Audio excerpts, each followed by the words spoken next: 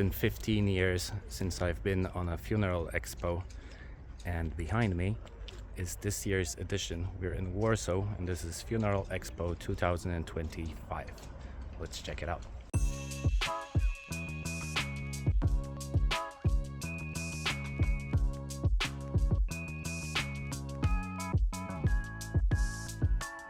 I forgot my microphone, so I'm gonna be shouting.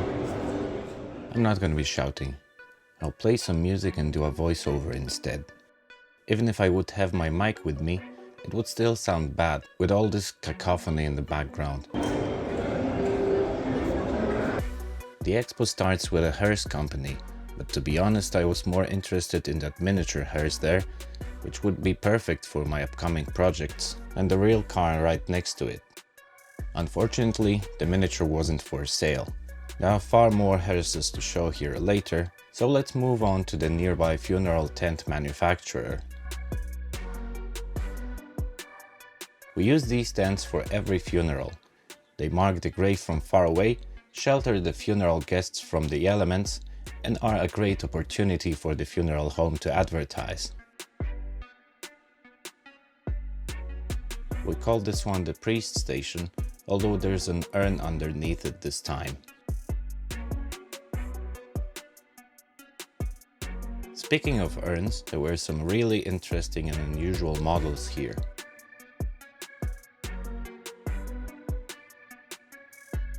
These guys from the VDB urn were standing out the most, not only due to their elegant handcrafted ceramic urns, but also due to how they presented themselves, ditching the seemingly mandatory suits for 2 pairs of matching overalls, creating a nice blue collar vibe, which they topped off with all smiles and laid-back attitude.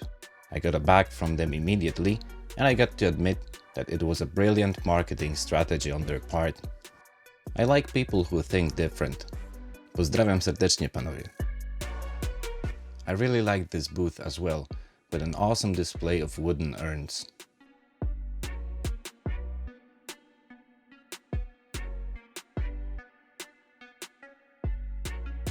This lady makes a wicker urns that look like tiny houses for cremains.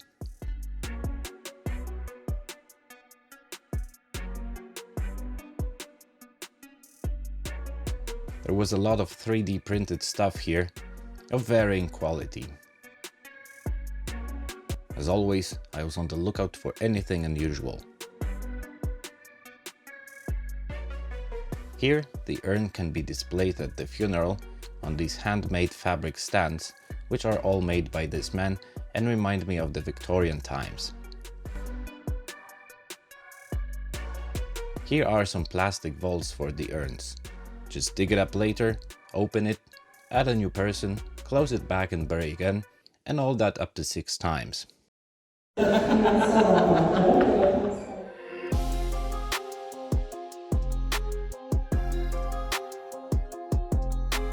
Pet funerals are getting more and more popular, which was also reflected in some of the products. 15 years ago I couldn't find a single thing for pets at the Funeral Expo, and now we have quite a selection of urns, for example, because most of the pets are getting cremated and kept at home. Some pets are buried at the pet cemeteries, which is also quite a new thing in Poland. I visited one of them some time ago, and I think it's time to revisit it soon, because it's adorable, and I got a bit better in show and tell since my last visit. Here's a rare sight, the cremation furnace without its casing. As the cremation rate is rapidly rising in the Western world today, and the manufacturers are swiftly responding to the growing needs of that market, nothing says funeral like a good old pine box, right? Well, kinda, except maybe when you're getting buried in a plastic gold bar. I have no idea what that says.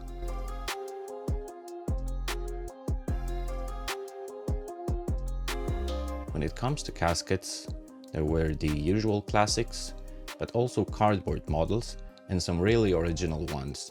Some of them so nice that it would be a shame to cover them with dirt.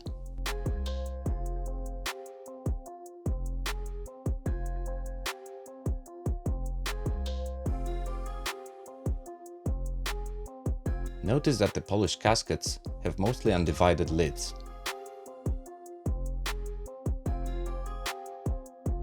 We call the ones with the lids split in the middle the Americans. They are also the biggest on the market, so it all checks out. A casket needs to be transported in style, and the hearse manufacturers take that very seriously.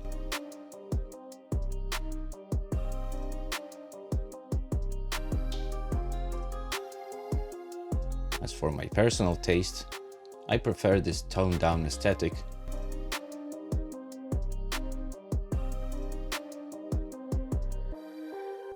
over the spaceship slash spa slash sensory deprivation chamber design.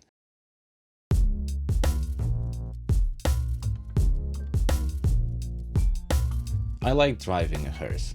Everyone is looking at you everywhere you go, and you feel like some kind of a dark pope or something. Although no one is cheering, but some are praying.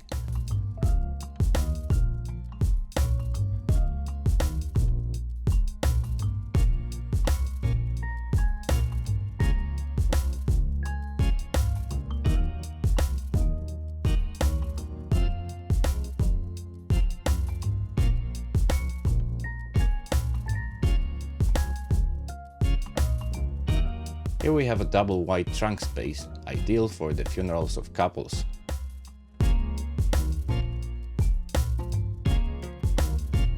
This is a vehicle for body removals and transport. I love the LEDs here. For the ones with their hearts still beating, there's this luxurious van with this bit racing looking chairs, reminding me of competitive gaming and live streaming.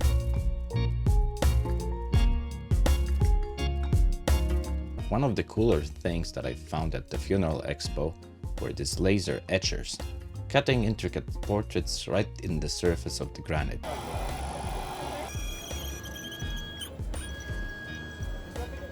There are some bigger ones that can cut really deep and can be installed directly on site as well. There was some kind of a granite printer that worked with colors, but I forgot to ask the man how did it work, what kind of paint was that, and if they could be used vertically. Behind that curtain there was a secluded section with a guest speaking on stage. She's called Agnes from behind the grave, or Agnes za grobu in Polish.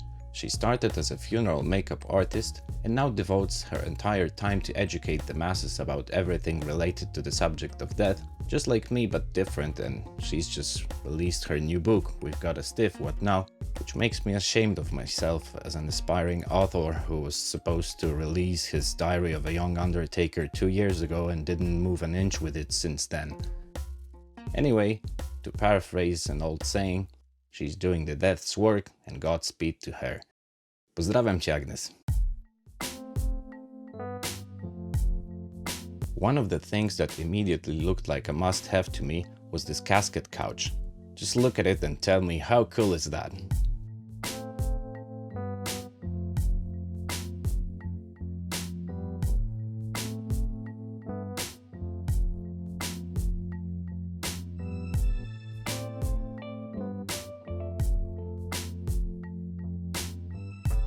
There was some coffin-shaped furniture as well, and it looked too new for my taste. But I'm a guy who paints his room to look like it's rotting, just because I like the look of mold, so maybe don't listen to me.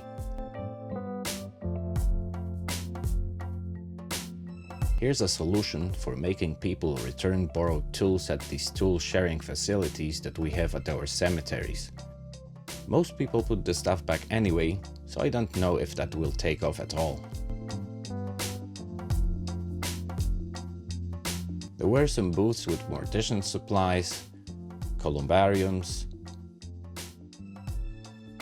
and some charity called The Next Stop in Spanish, but at this point the noise was too much for me, so I just made a few more circles around the place, took a quick look at the buffet, said which was a mistake, and head back to the exit.